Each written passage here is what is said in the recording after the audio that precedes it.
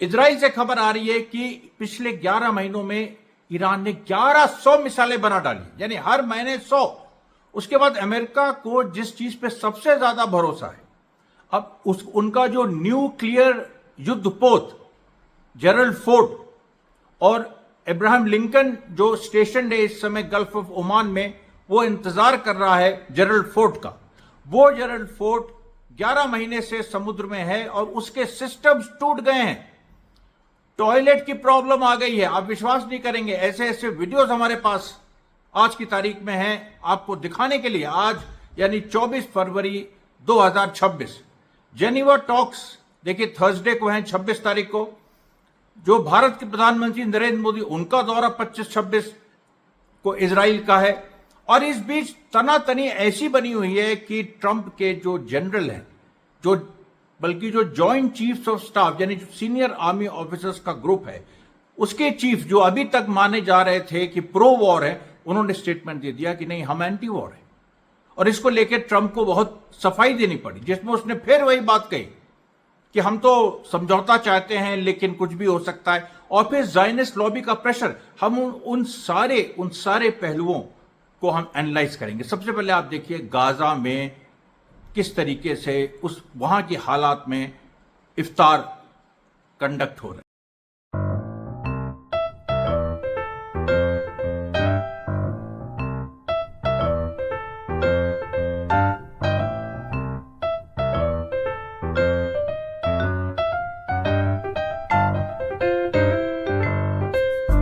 हम सीधे अपनी बड़ी स्टोरी पे आते हैं। वो कौन सी 1100 मिसाइलें हैं, उनमें कौन कौन सी ऐसी मिसाइलें हैं जो ईरान ने तैयार की। तो आप देखिए इनमें जो सबसे इंपॉर्टेंट हैं और कुछ खुलासे भी हैं। देखिए एक तो सिज्जिल है, 2 stage solid propellant 2000 kilometre range, जो ठोस ईंधन से चलती है। और उसकी खासियत है कि उसको यूज किया जा सकता है ज्यादा, क्योंकि जो लिक्विड ईंधन से मिसाइलें चलती हैं उनकी रेंज कभी कभी ज्यादा होती है, लेकिन उनको मूव करना, वो मोबाइल उतनी नहीं रह पाती। तो अब आप देखिए सिज्जिल ये ठोस ईंधन वाली, खैबर शिखन ये भी ठोस ईंधन वाली, गदर इमाद ये liquid fueled, Shahab 3 liquid fueled, Haji Qasem ये सॉलिड प्रोपेल्ड यानी ठोस ईंधन, डेस्फुल ये भी ठोस ईंधन, Rizwan liquid fuelled, कियाम liquid fuelled. अब देखते हैं फिर फतेह 1 और फतेह 2 ये वो हाइपरसोनिक ग्लाइड मिसाइल्स हैं। इनमें ग्लाइडिंग फंक्शन भी है, ये अभी 2 दिन पहले रिवील हुआ। इनकी स्पीड 13 से 15 मैक तक, वही 13,000 से लेके 15,000 किलोमीटर, यानी वो अगर उनकी स्पीड में इजाफा हो, क्योंकि देखिए लगातार ईरान इजाफा कर रहा है। कल हमने मौलाना बाकिर से भी सुना दीपक शर्मा शो में कैसे ईरान अपनी स्पीड में इजाफा कर रहा है। तो ये जो मिसाइलों की पूरी लिस्ट है और आपके सामने विजुअल्स भी आ रहे हैं, इनमें आप सोचिए कि ये वही चीजें हैं जो अभी तक बाहर हुई हैं। कुछ ऐसी इसमें चीजें हैं जो शायद अभी तक बाहर नहीं हुई हैं, और उनमें जो खास तौर पे जो क्रूज मिसाइल्स हैं, सुमार जैसे लॉन्ग रेंज क्रूज मिसाइल है 2500 किलोमीटर रेंज की। फिर मशकत जो वो भी एक क्रूज मिसाइल है, लॉन्ग प्रिसिशन मिसाइल, यानी ये वही मिसाइल है उसी तरह की जिसको इजराइल के कोऑर्डिनेट्स पता है। फिर जिलजिल और फज्र ये भी शॉर्ट रेंज आर्टिलरी रॉकेट्स हैं। अब आर्टिलरी रॉकेट्स ईरान के पास हैं, यानी अब कोई भी ऐसा अगर जैसे जॉर्डन से एक कोई जमीनी हमला करने की कोशिश हुई तो ये आर्टिलरी रॉकेट्स काम आएंगे, और या कोई भी किसी भी तरीके से किसी और माध्यम से। क्योंकि जो एनालिस्ट कह रहे हैं वो ये है कि जैसे ही अमेरिका स्ट्राइक करेगा, वैसे इधर नॉर्थ वेस्ट ईरान से जो कुर्दिस्तान वाले कुछ इस तरह के आतंकी गुट्स हैं वो हमला भी कर सकते हैं, या कुछ दिन बाद कर सकते हैं। उधर से आईसिस करेगा इराक की तरफ से, और इधर बलूचिस्तान की तरफ से जैश ए अदल, इस तरह के ग्रुप से। तो ये जो ऐसे इस तरीके के माहौल में आप देखिए ये जो वैरायटी है, ईरान ने अपनी परिस्थितियां देखते हुए ये वैरायटी डेवलप की है। और एयर डिफेंस सिस्टम जिनके बारे में आपको बता चुके हैं, जिसमें बावार 373 और अरमान मीडियम रेंज सिस्टम है। अब देखिए, हम सीधे जेरल्ड फोर्ड की कहानी पे आते हैं। अब जेरल्ड फोर्ड में आपको मैं एक वीडियो दिखाता हूं जो ये साफ कर देता है कि अमेरिका का जो सबसे बड़ा युद्धपोत है वो किन मुश्किलों का सामना कर रहा है।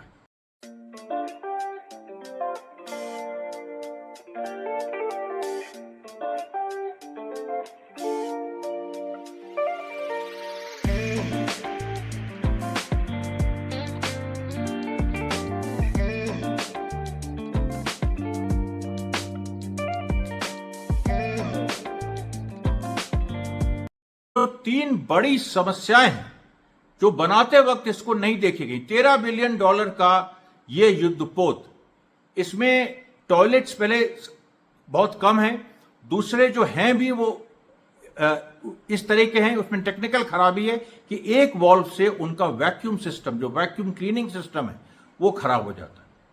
और तीसरी बात यह है कि उसको अपग्रेड नहीं किया जा सकता जब तक वो जल छोड़ के थल में ना पहुंचे, यानी वो जब तक डॉक ना करे तब तक उसमें इस तरीके से कोई रिपेयर्स फंडामेंटल नहीं किए जा सकते।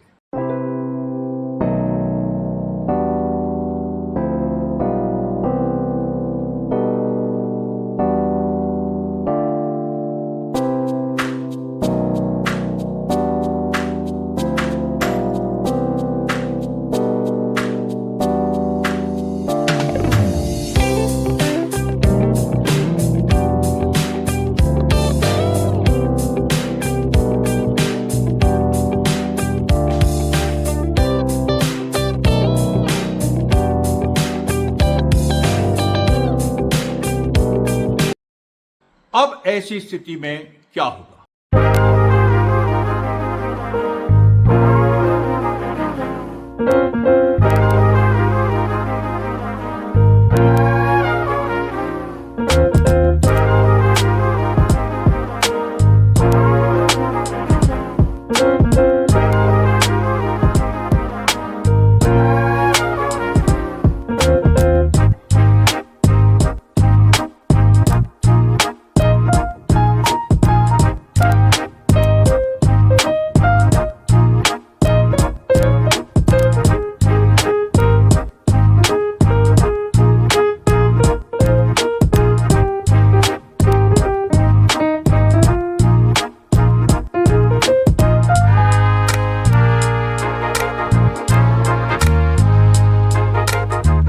कहीं अमेरिका फंस गया। और इसमें बहुत सारे लोग कह रहे हैं कि भगवान की लाठी में आवाज नहीं होती। ये बात सही है, लेकिन उसके साथ साथ ये भी सही है कि ये अमेरिका का मिसमैनेजमेंट दिखा रहा है। और जो अमेरिका का रेटरिक है, जो अमेरिका बोलता है चिल्ला चिल्ला के, उसमें और रियलिटी में कितना फर्क है। यही हालत अमेरिका के खुद के देश की है। जो जेरल्ड फोर्ड की हालत है, यही उनके देश की हालत है। क्योंकि वो बोल कुछ रहे हैं, ट्रंप बोलते कुछ है, अंदर की हालत इतनी बुरी है कि वहां पर लोग चाहते हैं कि हम अपने इकोनॉमिक इश्यूज पे हम केंद्रित करें। अब लेकिन इस माहौल में देखिए, जो लिंडसे ग्राहम जैसे जायनिस्ट हैं वो कोई मौका नहीं छोड़ते हैं, किसी भी तरह का कोई मौका नहीं छोड़ते। उन्होंने फिर से ट्रंप को एक ऑडियो उन्होंने मैसेज दिया और कहा कि अगर अभी स्ट्राइक नहीं ट्रंप ने किया तो उधर हमास, हिजबुल्लाह, हूती, इस तरह के संगठन बहुत आगे बढ़ जाएंगे। To President Trump, you have set the conditions to change the Mideast unlike anybody in 1,000 years. If the Ayatollah goes and let the people take him down with our help, Hamas, Hezbollah, Houthis, all the terror proxies fall. Saudi Arabia will get back to the table trying to normalize with Israel. The entire Mideast will be a new place. The world will be a lot better. Follow through, Mr. President. You've got this guy on the ropes. He's a liar. He's a snake. They're dedicated to the destruction of mankind as we know it. Don't blink. Finish the job. फिर एक और audio message में Lindsey Graham ने क्या कहा? उन्होंने कहा कि जो ट्रंप ने बात कही थी कि प्रोटेस्टर्स को कि तुम बढ़ जाओ, वो 15 जनवरी को कि बढ़ जाओ आगे, तख्ता पलट कर दो, मदद पहुंच रही है। 15 जनवरी को कहा था, आज 24 फरवरी 2026 है। तो लिंडसे ग्राहम ने कहा कि अगर हमला नहीं हुआ तो पूरी दुनिया में अमेरिका की साख गिर जाएगी। जो भी ट्रंप ने कहा, this will be considered bluster, यानी ऐसे ही बड़बोलापन। all those who counsel the president, of course there's a risk moving forward.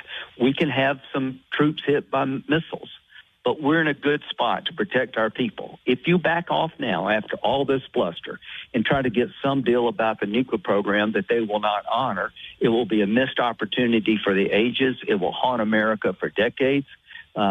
Keep protesting, help is on the way, has to have meaning. I have all the confidence in President Trump that he's going to follow through. The people are out in the streets because they believe in President Trump. If we can take this Ayatollah down by backing the people who want to take him down, it'll be the biggest accomplishment since the fall of the Berlin Wall. Mr. President, you got him on the ropes, take him out. अब आप देखिए एक world के scholar पेपे Escobar वो क्या कह रहे हैं। उन्होंने सबसे महत्वपूर्ण बात यह कही कि अमेरिका में ईरान पे स्ट्राइक के लिए समर्थन नहीं है। 70% जनता चाहती है कि उसकी समस्याओं पे ध्यान दिया जाए, ईरान पे स्ट्राइक नहीं किया जाए। This war is unpopular in the West if it happens. Over 70% of Americans don't want a war on Iran. They want solution for their economic problems. So if this is launched by the United States, it's bye-bye to the midterms, and Trump is instantly converted into a lame duck president. फिर दूसरी बात उन्होंने क्या कही, उन्होंने ये कहा कि ये जो बात हो रही है कि ईरान न्यूक्लियर वेपन्स रख रहा है और न्यूक्लियर वेपन्स बनाएगा, ये बिल्कुल बेकार की बात है। ये पहले से स्थापित हो चुका है कि ऐसा कोई मुद्दा नहीं है। ईरान सिविलियन प्रोग्राम चाहता है, civilian nuclear programme. We are in the middle of a gigantic fake news spread by a Zionist axis and by circles of power in the West that Iran wants nuclear weapons. This is beyond fake, and everybody who follows this dossier knows it. और फिर इन्हीं पेपे Escobar ने जो तीसरी सबसे महत्वपूर्ण बात कही कि ईरान पे हमला, ईरान और ये केवल ईरान नहीं बल्कि रशिया और चाइना पे भी होगा। जो मैं कहता रहा हूं, यह हमला ईरान पे नहीं केवल रशिया और चाइना पे भी होगा और पूरे ग्लोबल साउथ पे होगा, पूरे ब्रिक्स पे होगा। Do you think this conflict could have on the Middle East? It's not a conflict, Farida. This is a war. If it starts, it's going to be a serious war with global repercussions. Very important, and our audience, I'm sure, is aware of it. Russia and China are helping Iran directly, indirectly, covertly, with military equipment, with all those flights coming from China and from Russia for the past few weeks. So this is a war, if it's launched, not only against Iran, but against three BRICS nations: Russia, China, and Iran. So this is a war of the United States and Israel against BRICS. And it will be seen all across the global south as a war against the global south. अब इस तरह के हालात में आप सोचिए, इस तरीके के हालात में पूरी जियोपॉलिटिक्स कैसे शेप हो रही है। आज लेबनान से खबर आई है कि वहां पर जो लेबनीज रेजिस्टेंस की फोर्सेस हैं वो किस तरह की तैयारी कर रही हैं। और कुछ पुराना फुटेज हसन नसरल्ला के फ्यूनरल से, जो फ्यूनरल उनका हुआ था, उनकी मौत के बाद फ्यूनरल उनका फरवरी 2025 में हुआ था, मौत सितंबर 2024 में हुई थी, उनको शहादत सितंबर 2024 में नसीब हुई थी। उसके बाद फरवरी 2025 में उनका फ्यूनरल हुआ था। उसके भी फुटेज जानबूझ के जारी किए गए क्योंकि उसमें हिजबुल्लाह की फोर्सेस बाहर आई थी और ये बात कही जा रही है अभी इस समय, आज फरवरी 2026, कि वो जो पूरी जो शहादत है उसको हिजबुल्लाह याद कर रहा है और हमले की तैयारी कर रहा है। उसके बाद देखिए जो सीरिया से खबरें आ रही है कि सीरिया में 3 लेयर्स रेजिस्टेंस के ऑलरेडी बन चुके हैं। वहां पर पैलेस्टीनियंस हैं और वो एचटीएस के अंदर फोड़ कर रहे हैं और आईसिस को जो अमेरिका ईरान के खिलाफ लड़ाना चाह रहा है, और ये साबित हो गया है कि अमेरिकन ऑफिशियल्स के बयान काफी पुराने आए हैं जिसमें ये बात साबित होती है कि आईसिस को बनाने में उनकी भूमिका थी। तो ईरान की तरफ आईसिस को अमेरिका मोड़ना चाहता है, लेकिन आईसिस का एक हिस्सा एचटीएस जुरानी के खिलाफ भी उसने मोर्चा खोल दिया है।